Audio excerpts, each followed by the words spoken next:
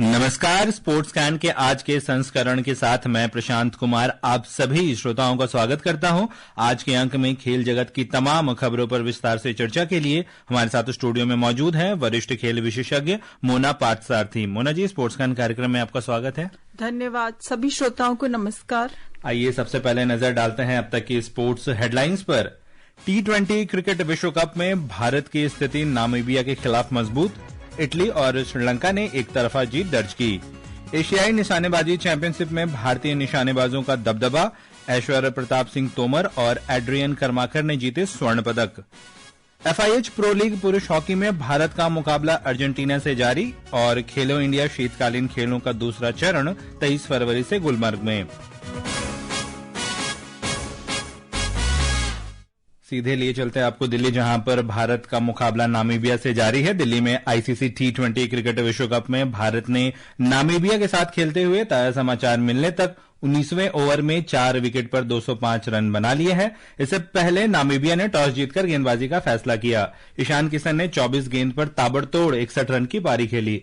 जैसे उम्मीद की जा रही थी वैसा ही प्रदर्शन भारतीय बल्लेबाजों का। जी बिल्कुल, ये माना जा रहा था और ये दिल्ली में भारतीय टीम का एकमात्र मैच है, तो काफी संख्या में दर्शक भी पहुंचे हुए हैं और उनका पूरा मनोरंजन किया है भारतीय टीम ने अभी तक का जो प्रदर्शन रहा है। जी, और अभी भी पता चला है कि हार्दिक पांड्या ने भी अर्धशतक लगा दिया। शिवम दुबे 23 रन पर खेल रहे, तो एक तरह से उनके लिए एक प्रैक्टिस मैच की तरह देखें इसको। जी, सभी की नजरें जो बड़ा मुकाबला है 15 फरवरी को होने वाला है कोलंबो में पाकिस्तान के खिलाफ, उस पर टिकी हुई है और इसे एक अभ्यास मैच ही माना जा रहा है। लेकिन ये वर्ल्ड कप है और हमने देखा है कि ये T20 प्रारूप में अपसेट होते हैं, कोई बड़ी बात नहीं है, तो किसी टीम को हल्के में नहीं लिया जा सकता। इसीलिए भारतीय टीम ने पूरी संजीदगी से ये बल्लेबाजी की है। यहाँ जैसा सभी को पता है कि अभिषेक शर्मा को स्टोमक प्रॉब्लम के कारण ये मुकाबला खेल नहीं सके, तो बड़ा मौका संजू सैमसन के लिए भी था। हालांकि उन्हें स्टार्ट मिला लेकिन उसको कन्वर्ट नहीं कर पाए बड़े। लेकिन आप देखिए 8 गेंद में 22 रन बनाए हैं, 3 छक्के लगाए हैं, जबरदस्त। तो T20 में 22, 24, 25 रन की जो पारियां होती है वो उनको भी आप कमतर, क्योंकि जो प्रारंभिक बल्लेबाज होता है उसका मूल काम होता है टेम्पो सेट करना। 7वें ओवर में भारत के 100 रन बन गए थे। जितनी जबरदस्त इस टूर्नामेंट में शायद सबसे तेज 100 रन भारत ने बनाए हैं, तो बहुत अच्छी एक शुरुआत दी। हाँ, स्टार्ट जो मिला था उनको एक बड़ी पारी यहाँ खेलनी चाहिए थी, लेकिन मैं ये कहूंगी कि उन्होंने अपना काम बखूबी यहाँ निभाया है। और ईशान किशन की बात करें तो लगातार उन्हें मौके मिल रहे हैं और उसको वो भुना भी रहे हैं बहुत अच्छी तरीके से। देखिए, कमबैक हो तो ऐसा हो कि ईशान किशन, और ये कमबैक उनका IPL से नहीं हुआ, ये कमबैक उनका डोमेस्टिक क्रिकेट से हुआ है। जिस तरह विजय हजारे ट्रॉफी में वो खेले थे, उस लय को उन्होंने बरकरार रखते हुए, और अभी जो ईशान किशन .2 हम देख रहे हैं, काफी काम होके, कंपोज्ड होकर और एक एंकर की भूमिका निभाने की दृष्टि से वो खेलते हैं। गैर जिम्मेदाराना शॉट उनकी पारी में बहुत कम होते हैं, बेदाग पारियां होती है उनकी, और आज भी कुछ शॉट्स उनके जो थे वो बहुत ही दर्शनीय थे। अर्धशतक बनाया उन्होंने, काफी बड़ी उन पर आज जिम्मेदारी थी, क्योंकि जैसे आपने बताया अभिषेक शर्मा नहीं है और पेट के संक्रमण के कारण, हालांकि अस्पताल से उनको छुट्टी तो मिल गई थी, लेकिन मुझे लगता है कि पाकिस्तान के खिलाफ मैच को देखते हुए टीम प्रबंधन ने एहतियात के तौर पर कोई जोखिम नहीं लिया, और जो कि सही भी है, और यहाँ एक अच्छा स्कोर भारत को मिल ही गया है। नामीबिया के पॉइंट ऑफ व्यू से अगर हम देखें तो नामीबिया हो गई या अफगानिस्तान हो गए। अफगानिस्तान तो खैर कुछ सालों से अच्छा प्रदर्शन कर रही है, बड़ी टीम है। तो जब इनको ऐसा मौका मिलता है विश्व पटल पर आकर खेलने का, तो कितना दबाव उन पर रहता होगा, क्योंकि बड़े टीमों के साथ खेलने का मौका मिलता है। हारने के लिए उनके पास कुछ नहीं, लेकिन जीतने के लिए सब कुछ। देखिए, मैं नामीबिया के कोच और कप्तान दोनों की प्रेस कॉन्फ्रेंस में अटेंड कर चुकी हूं, और दोनों का यही कहना था कि खोने के लिए वाकई उनके पास कुछ नहीं है, और भारत जैसी टीमों से खेलने के मौके उनको कम मिलते हैं। तो ये सिर्फ इन खिलाड़ियों के लिए नहीं जो यहाँ टीम लेकर आए हैं, बल्कि उनके देश में। और आपको पता होगा कि 2027 विश्व कप का सह मेजबान भी है दक्षिण अफ्रीका में जो होने वाला है, तो उनके देश के लिए ये बहुत बड़ी बात है कि वो भारतीय खिलाड़ियों के साथ खेल रहे हैं, विश्व कप में खेल रहे हैं, भारत में खेल रहे हैं। और आप गेरार्ड इरास्मस जो उनके कप्तान है, आज देखिए उनका बॉलिंग एनालिसिस क्या जबरदस्त उन्होंने, और वो भी उस समय जब भारतीय बल्लेबाज, चाहे वो ईशान किशन हो, चाहे वो संजू सैमसन हो, चाहे वो हार्दिक पांड्या हो, फुल फायर पे थे।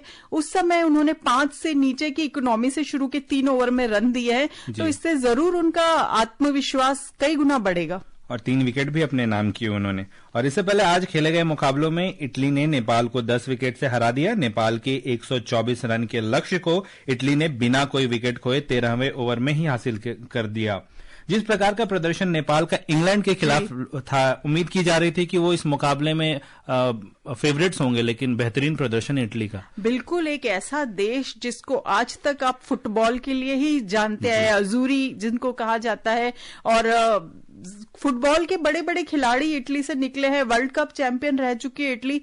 क्रिकेट में अभी जिसको कहते हैं ना शैशवावस्था, बहुत शुरुआती कदम है, और ये मुझे लगता है उनके क्रिकेट इतिहास जितने समय से भी वो खेल रहे सबसे स्वर्णिम पल है। शीतकालीन ओलंपिक इटली में चल रहे हैं, और आज जब मैच जीता उसके बाद जब प्रेस कॉन्फ्रेंस हुई तो कोच ने यही कहा कि हम उम्मीद करते हैं कि को फ्रंट पेज पे जगह मिलेगी और ओलंपिक बैक पेज पे जाएगा। तो सारे इटली के जो क्रिकेट प्रेमी हैं, हालांकि कई भारतीय खिलाड़ी भी इटली में टीम में है, आर्यन दत्त उनमें से एक है, तो उम्मीद यही करते हैं कि एक मकसद भी यही है जो ज्यादा टीमों को शामिल किया गया इस विश्व कप में, 20 टीमें खेल रही है, कि क्रिकेट का जो अनछुए वो है क्षेत्र है, जहां तक यूरोपियन टेरिटरी है, जैसे जहां तक उनका प्रचार नहीं हुआ है, उन टीमों को यहां विश्व पटल पर खेलने का मौका दिया जाए। और इस तरह की जीत मिलने के बाद जब आप वर्ल्ड कप में जीतते हैं तो उस खेल का प्रचार देश में जरूर होता है। तो उम्मीद करते हैं कि जब अगली बार इटालियन टीम आएगी किसी भी आईसीसी टूर्नामेंट में तो और मजबूती के साथ आएगी। जी बिल्कुल, आपकी बात से मुझे वो अमेरिका वाला मैच याद आता है। पिछले साल अमेरिका ने भी पाकिस्तान को हराया था। आप पिछले साल की बात करें, इस वर्ल्ड कप में भारत के खिलाफ 6 विकेट ले लिए थे अमेरिका में, और अगर सूर्य कुमार यादव ने वो शानदार पारी नहीं खेली होती तो पहले ही मैच में उलटफेर हो सकता था। और आप सिर्फ वही नहीं, आप नीदरलैंड को देखिए जिस तरीके से पाकिस्तान के खिलाफ जो उन्होंने प्रदर्शन किया, या नेपाल की हम बात कर रहे थे, इंग्लैंड को एक झटका दे ही दिया था ऑलमोस्ट। तो ये मैंने जैसे पहले कहा T20 प्रारूप है, एक 4 ओवर या एक बल्लेबाजी का अच्छा सेशन जो होता है वो काफी बदलाव ला सकता है। जी बिल्कुल, ये दर्शाता है अब तक जितना भी प्रतियोगिता हुआ है कि कोई भी टीम छोटी या बड़ी नहीं है, ऑन ए डे कोई भी टीम किसी को भी पराजित कर सकती है। वहीं श्रीलंका ने ओमान को 105 रन से हराया। श्रीलंका के 226 रन के लक्ष्य के जवाब में ओमान की टीम 120 रन पर ही सिमट गई। मेजबानी कर रही श्रीलंका, और वो जानती है कि जो होम कंडीशंस है वहां पे स्पिनरों को फायदा, और बल्लेबाज भी बेहतरीन प्रदर्शन कर रहे हैं उनके पिच पर खुद ही। और वो भी आप देखिए कि वानिंदु हसरंगा जो इतना बड़ा नाम है वो नहीं है, वो पहले मैच में चोट के बाद बाहर हो गए थे। उसके बाद एक बड़ा आपका प्रमुख खिलाड़ी अगर बाहर हो जाता है, टीम कंपोजिशन जो होता है उस पर असर पड़ता है, टीम के संतुलन पर असर पड़ता है। लेकिन ये भी एक तरह से कहा जाए तो थोड़ा बेमेल मुकाबला था। ओमान ने हालांकि काफी प्रयास किया, लेकिन श्रीलंका की टीम ने जिस तरह एज अ टीम प्रदर्शन किया, चाहे बल्लेबाजी की बात करें चाहे गेंदबाजी की बात करें, तो जरूर पिछले कुछ अरसों में जो एक ट्रांजिशन फेस आया था श्रीलंका क्रिकेट में, उससे वो अभी तक बाहर निकल नहीं पाए। जब बड़े बड़े कई खिलाड़ी, महिला जयवर्धने, कुमार संगकारा, मुथैया मुरलीधरन, एक के बाद एक जब संन्यास ले लिया उन्होंने, तो उसके बाद जो एक श्रीलंका की टीम मजबूत मानी जाती थी, यहां पर श्रीलंका के पास विश्व कप एक ऐसा मंच है, सह मेजबान भी है, कि यहां से वो उसी फॉर्म में वापसी कर सकती है। चर्चा करते हैं निशानेबाजी पर। नई दिल्ली में एशियाई निशानेबाजी चैंपियनशिप की 50 मीटर राइफल 3 पोजीशन स्पर्धा में ऐश्वर्य प्रताप सिंह तोमर ने स्वर्ण पदक अपने नाम किया। सुनते हैं एक रिपोर्ट।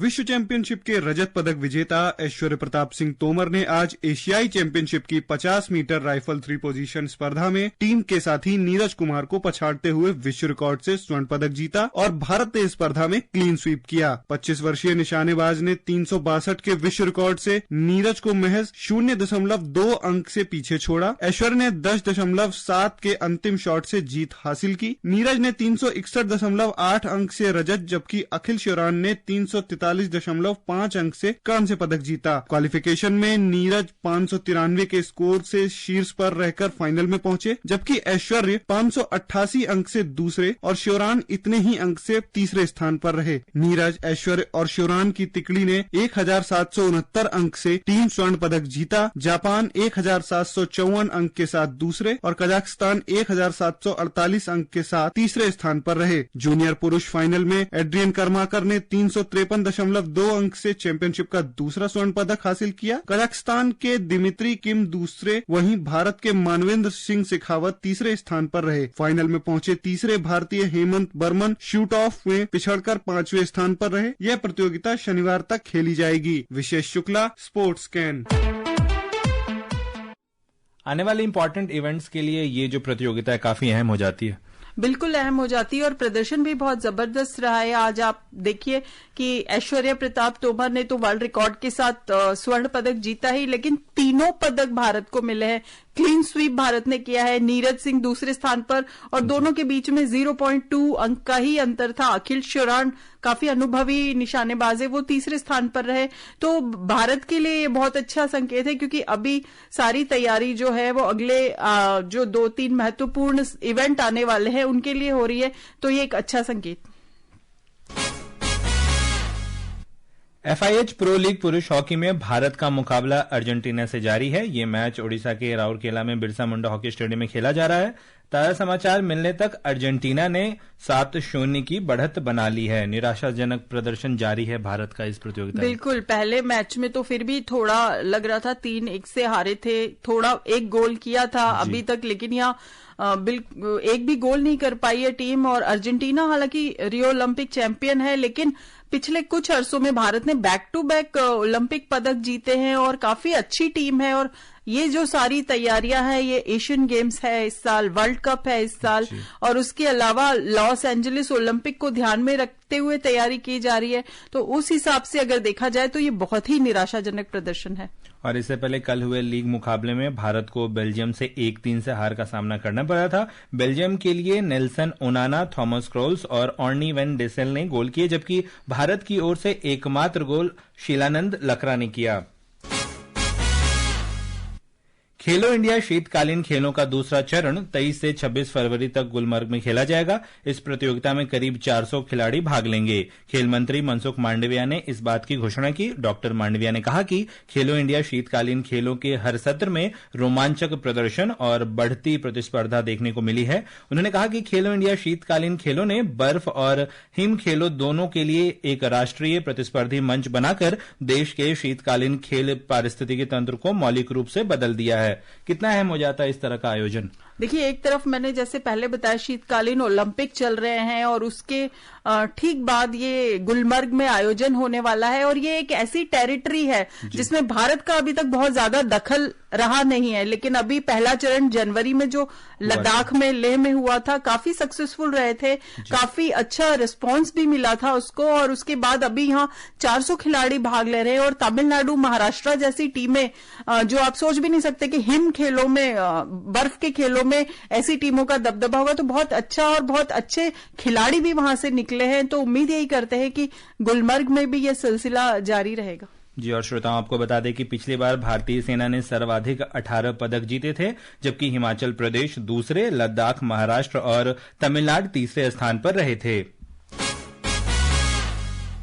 चीन में होने वाले AFC अंडर 17 महिला एशिया कप फुटबॉल टूर्नामेंट में भारत को जापान, ऑस्ट्रेलिया और लेबनान के साथ ग्रुप बी में रखा गया। भारतीय टीम ऑस्ट्रेलिया के खिलाफ अपने अभियान की शुरुआत करेगी, जिसके बाद वे जापान और लेबनान का सामना करेगी। ये टूर्नामेंट 1 से 17 मई तक चीन के सुजों शहर में आयोजित किया जाएगा। कितना अहम होगा ये टूर्नामेंट भारत के लिए? देखिए, क्वालिफाई करना ही बहुत बड़ी ऐतिहासिक बात है कि भारतीय टीम ने इसके लिए क्वालिफाई किया और यहाँ बड़ी टीमों के साथ मुकाबला करना होगा। तो भारतीय महिला फुटबॉल के लिए एक बहुत अच्छा अनुभव होगा। जी बिल्कुल, 21 साल बाद क्वालिफाई किया है उन्होंने। और श्रोताओं, चलते चलते आपको बता दें कि भारत ने नामीबिया को 210 रन का लक्ष्य दिया है। कितना आसान होगा भारत के लिए? हाँ, ये 200 से ऊपर का लक्ष्य। और भारत का गेंदबाजी आक्रमण आप जानते ही हैं कैसा है। लेकिन यहाँ नामीबिया की भी तारीफ करनी पड़ेगी कि एक समय लग रहा था 250 से ऊपर रन बन जाएंगे, भारत को कम स्कोर पे रोका है। जी, और श्रोताओं अब समय हो चला है आपसे विदा लेने का। कल फिर मिलेंगे कुछ और ताजा खेल खबरों के साथ। मुन्ना जी, आप हमारे स्टूडियो में आई और तमाम खेल खबरों पर हमारे साथ चर्चा की, इसके लिए आपका धन्यवाद। शुक्रिया। और श्रोताओं, इसी के साथ मुझे और स्पोर्ट्स कैन की पूरी टीम को अनुमति दीजिए। नमस्कार।